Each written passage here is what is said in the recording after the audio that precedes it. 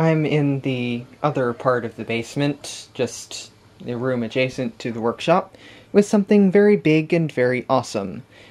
This is a Zenith sound reverberation stereophonic high-fidelity console radio, dated about early 60s, probably 1961, 1962, as best the person who was giving it away can remember.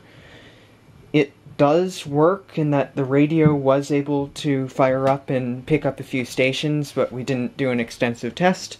So this is going to be part one of checking this thing out, have a look inside in the back, and then after that turn it on and see if it can make some noise.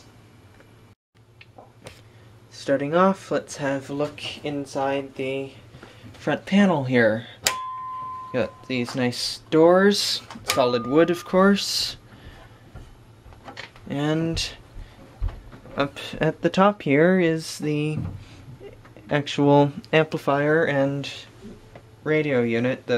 This is the preamp for, it has phono inputs as well, so this is the preamp. The power amp is down in another part of the chassis, but it's got a bass EQ, presence, which I think is some sort of, I guess, mid-range booster cut, and treble.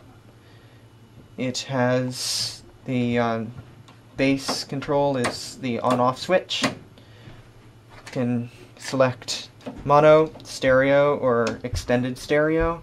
Not sure exactly what extended stereo means, but I'll see if I can find some more info on this unit.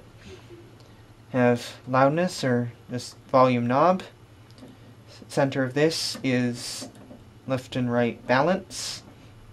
And then this also, as the name plate on it says, this has reverberation, and we'll take a closer look at that shortly.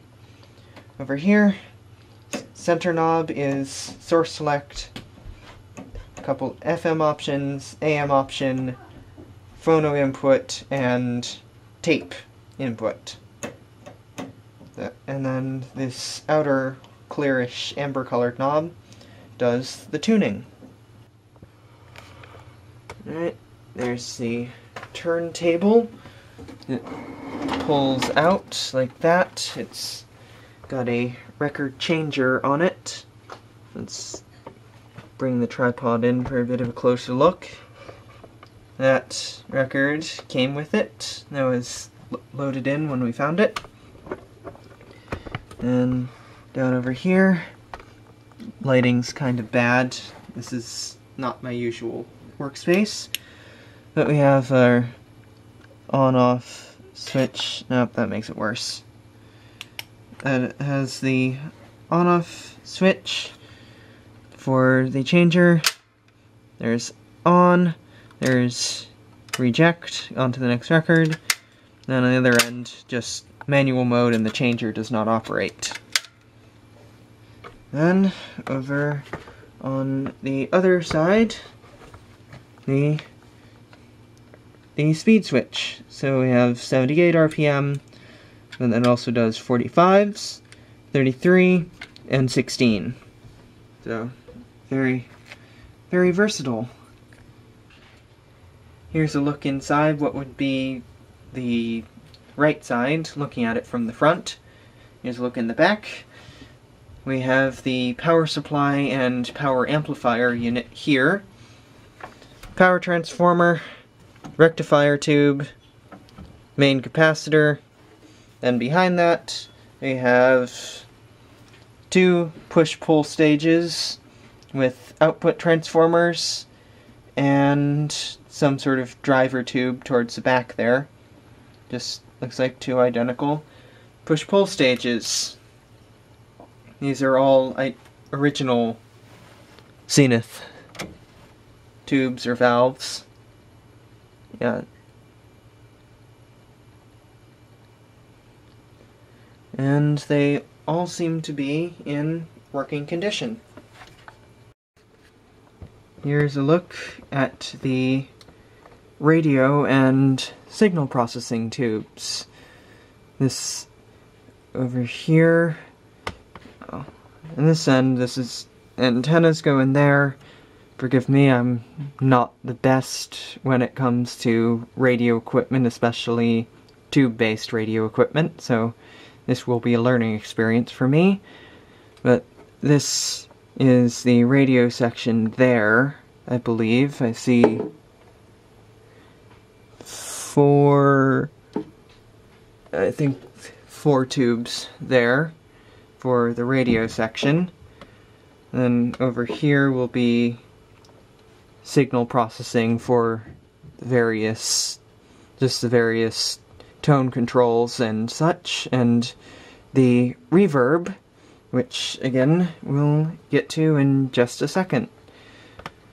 On the back here, it has RCA style inputs, and then it has screw terminals for external antennas. However, if you look, there's this wire right here, and that goes all the way around. That goes all the way around the back perimeter of the cabinet. And that's the AM loop antenna. There's another long wire here that just runs off down the length of the cabinet as well, and that's the FM antenna. Here's a look at the speakers and the reverb unit. This right here, I'm pretty sure, if I'm not mistaken, is a mechanical reverb system. I'm new to this area of electronics and audio, a little bit before my time, I think. But yeah, I'm pretty sure that's a mechanical reverb unit. Over here are the speakers. This is a mirror image. There's two sets like this, one on the other side. Have a large woofer that looks probably 12-inch, 10-12-inch, and the camera might not pick it up, but yeah, that has a very low sounding resonance to it. Then up top there's this horn driver crossed over with the capacitor, and then this other smaller tweeter also crossed over with a capacitor. The woofers appear to get the full range signal and cross themselves over simply because of their high mass not reproducing the high frequencies. And exactly the same thing, mirror image on the other side. Over in the same compartment as the radio and the tone controls, there's a little top-down diagram of where all of the tubes go and their part numbers. So I should be able to find replacement tubes should any of these tubes go bad. Should be able to find replacements and keep this thing alive, because now that it's down in the basement, it probably isn't going to be leaving anytime soon. Here we are. The unit is fired up, warmed up, and on a talk radio station, because I don't want this video taken down for a few seconds of copyrighted song playing. So here's just the radio running, FM. Was seen as a guy who had the gravitas, also had the experience and the connections, and could play a helpful role in a way that, frankly, the White House didn't think that. So the radio function works, the AM radio also works. There is a bit of a ghosting and distortion slightly behind the rest of the stuff, so coming through the speakers. I'm not sure if that's just bad caps or what. I will be checking that out eventually. But I think next up is testing the inputs on it, see if I can get an external source to play. Here's a quick little test of some frequency response. It does seem to complain at lower frequencies, as you'll hear.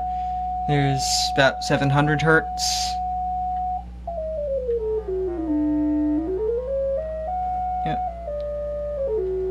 right.